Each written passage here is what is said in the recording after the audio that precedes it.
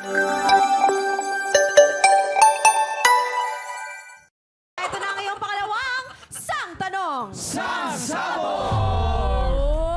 Ayon kay Miss Nova Villa, sa dami ng mga naging role niya sa mga pelikula, alin dito ang isa sa paborito niya?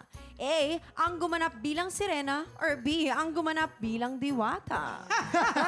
Alam ko yung sagot dyan. Kwento ni Tita Nova sa akin yan. Go ahead. Ang Pero sabi niya, nakinig ka ba nung kinento niyo? oo. Okay. Naniniwala naman ako. Okay. Ano Ang sabi sagot? niya sa akin, nung gumanap siya na diwata. Hindi mo na alam ang Yan. Ay, diwata. Ang nagsisinungaling. Hindi, ang kwento naman sa akin. May lahing sinturon, nagbabakil eh. Nautal eh. Tsaka yung diwata talaga, also yung mga harness doon eh. Pag lumilipad-lipad, yung harness niya yata para mataas eh, no? Ang isa sa mga unang role si Tita Nova sa pelikula ay Diwata diwata. siya. Kaya gustong-gusto niyang gumaganap na diwata. At saka mali kayo ng mga pinagsasabi dyan. Bakit? 1978 ka-birthday yan ni Waki yun. Nung nagkaroon siya. Hindi yan, Serena! Chokoy yan! Chokoy! Ayun nga eh. Yun nga, naging role yun. Kaya naging role niya doon. yan. Kasi nga si Miss Nova Villa.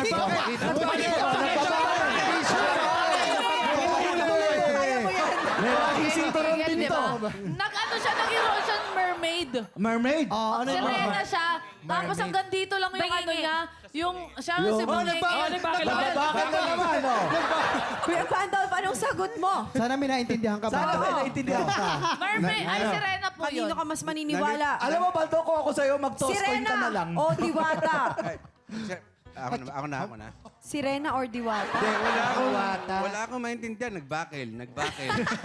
Mas maraming bakal Pero alam ko mali yung dalawa eh. Anong tama dyan?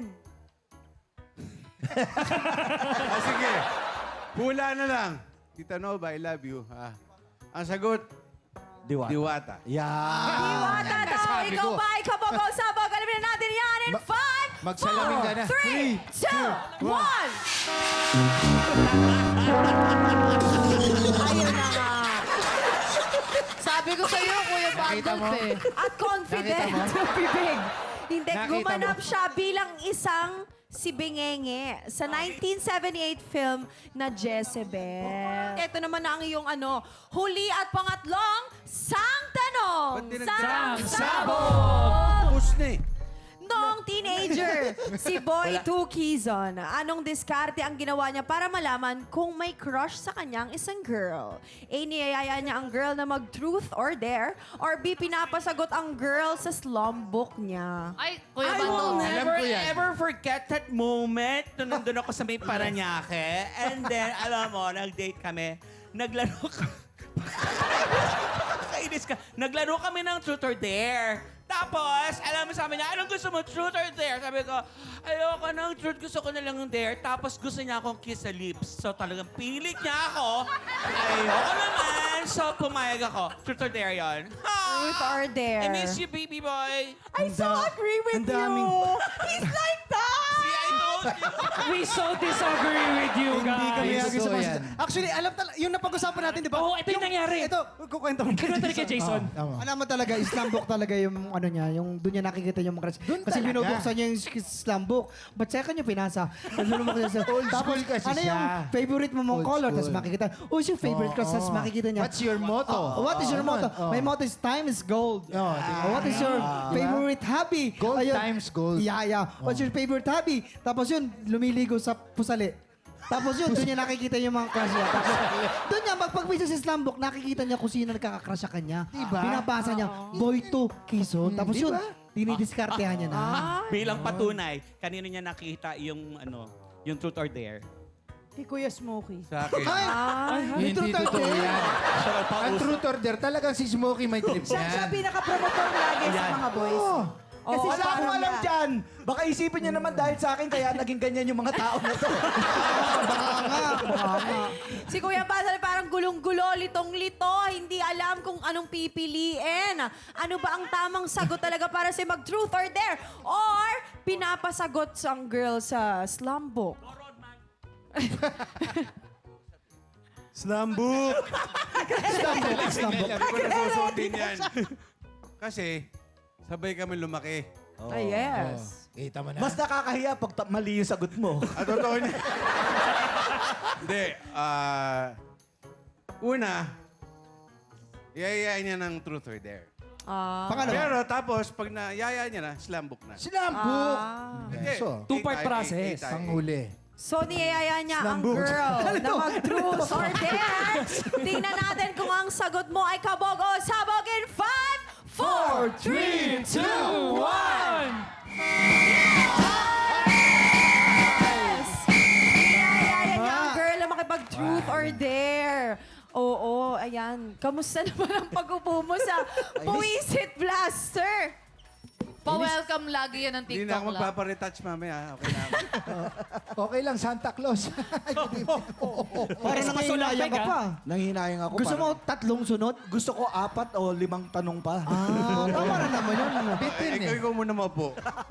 Mag-invento ako ng Pero bagong maraming salamat, Maybelline, Band of Gio, and Smokey sa pakikipagkulitan sa amin. Up next, isang matinding kantahan ang inihanda ng tanghalan ng kampiyon Grand Finalist kasama ang ating mga inampalan. I-time check natin yan sa pagbabalik ng TikTok! Thank you, Home Alone! Ating kampiyon ngayon. Fighting Stars! Ikaw ang kampiyon ngayon. Congratulations! Sa June 12, magaganap na ang pinakaabangang Grand Finals ng Tanghalan ng Kampiyon! Gaganap na ang huling banggaan ng ating Grand Finalists na sina Ace Espinosa, Yula Bautista, Neil Briones, Ana Marie Ricafrete, and Chelsea Balignot. Dito sa... TikTok lang!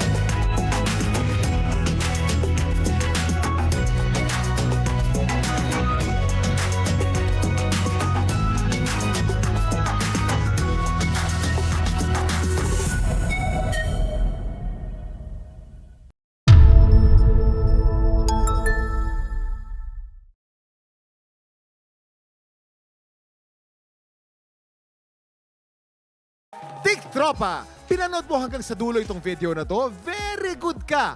For more happy time, watch more TikTok Lock videos on our official social media pages and subscribe to GMA Network official YouTube channel.